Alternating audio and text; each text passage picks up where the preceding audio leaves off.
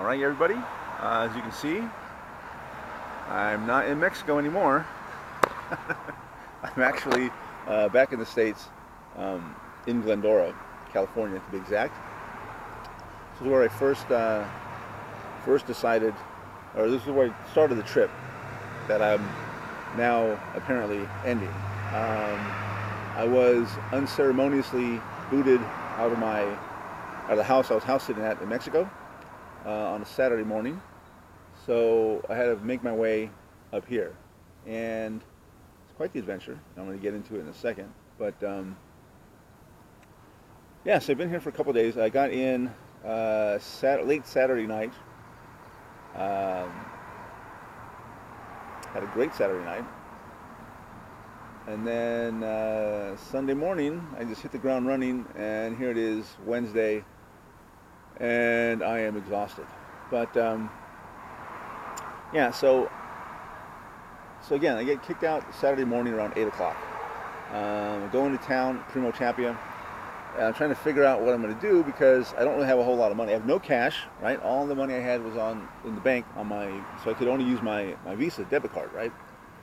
And if you remember the video I did when I took cash out from my BitPay card, the fees there are like $9 total, right? And at the time, due to very poor planning on my part, I had barely enough money to, get to the border, get to Tijuana, take the trolley into San Diego, and then buy a train ticket from San Diego to Union Station in Los Angeles, and then get on the Metrolink from Union Station to my final destination, right? And maybe a couple bucks left over for food. So the $9 was a non-starter as far as I was concerned, right? Couldn't do it. So I decided to hitchhike to Rosarito because my bank, BBVA, has a branch there, so I could get cash out, no problem. I'd be set. So decided to hitchhike. And what I didn't realize was that day was the annual bike race from Rosarito to Ensenada. So parts of the road were closed down. There was thousands of bikes on the road. I couldn't cross to get to the right side to hitchhike to where I was going. So I had to walk, I don't know, maybe 3 miles, 4 miles total to get to the end of the bike race, cross over, and start going on the right side of the road in the direction where I was hitchhiking, right? The direction for Rosarito. And about, I don't know, I walked for maybe an hour, maybe hour and a half, 2 hours, I don't even know. And finally the right ride came, right? There was just tons of cars passed me by. Finally this guy in a beat up truck had a bunch of propane tanks in the back. He picked me up. And I was so thankful. His name was Yoel. Didn't speak a word of English. My Spanish is very bad. But we got along, right? We communicated. I told him I was going to Rosarito. He told me he was going all the way to Tijuana. So I thought about it. And I said, well, why don't I just go to Tijuana? I can just walk over the border and then use the ATMs in America and say, I'll be fine, right? And I'll be closer, one step closer to home. That's what I thought.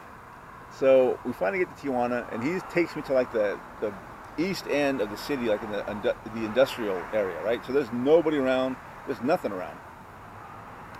So I asked the guy, one of the guys who worked there, hey, which way is the border? He pointed me in the direction.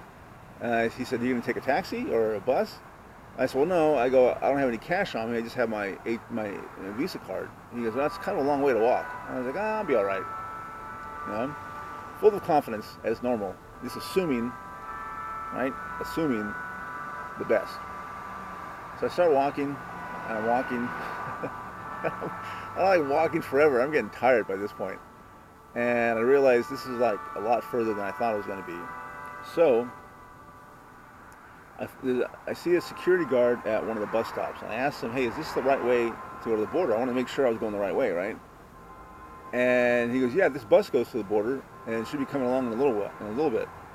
And I told him, yeah, but I don't have any cash to buy a bus ticket. I know they don't take Visa on the bus. He goes, no, you got to pay cash. And I said, I know.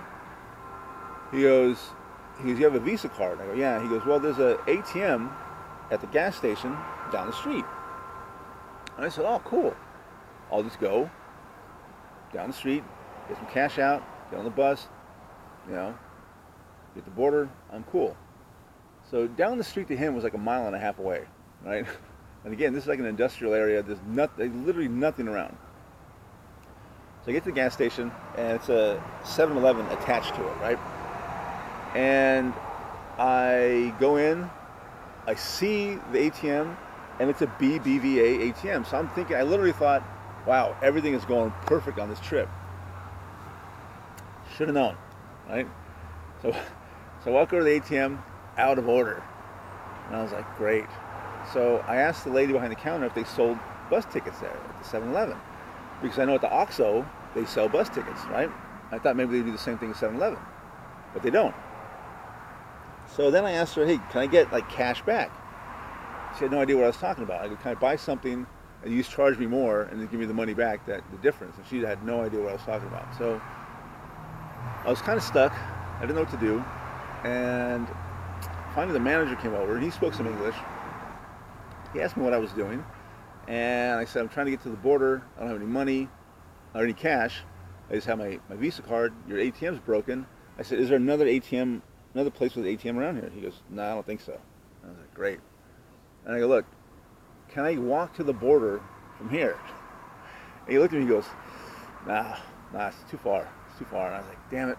And I go, well, I don't know what to do. I go, is there any other place I can buy a bus ticket around here? He's like, nope.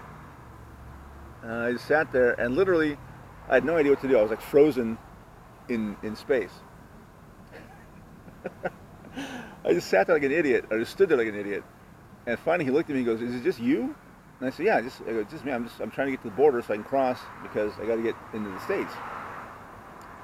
And God bless his heart.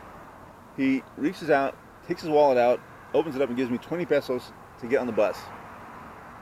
And I was like, dude, thank you so much. You just saved my life. So the bus finally shows up.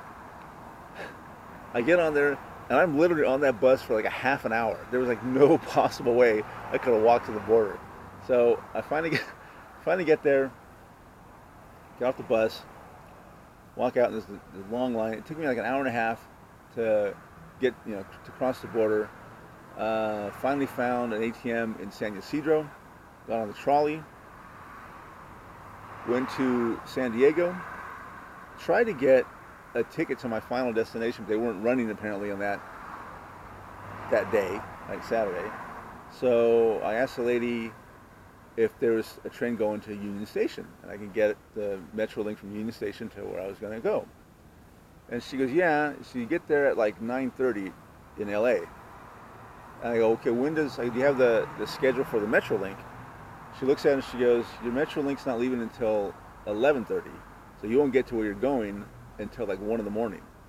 And she goes, you don't want to do that. I was like, I don't want to do that.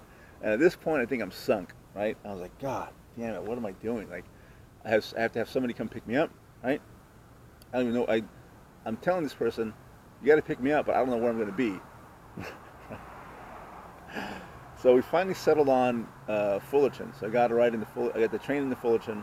I got picked up, and yeah, the rest is history, I guess. But that was the trip into the United States. Quite the adventure, but yeah, I don't think I'd have it any other way. So I'm going to be coming up with some new content here in the near future. So like and share this video, subscribe, and yeah, stay tuned to see what else happens.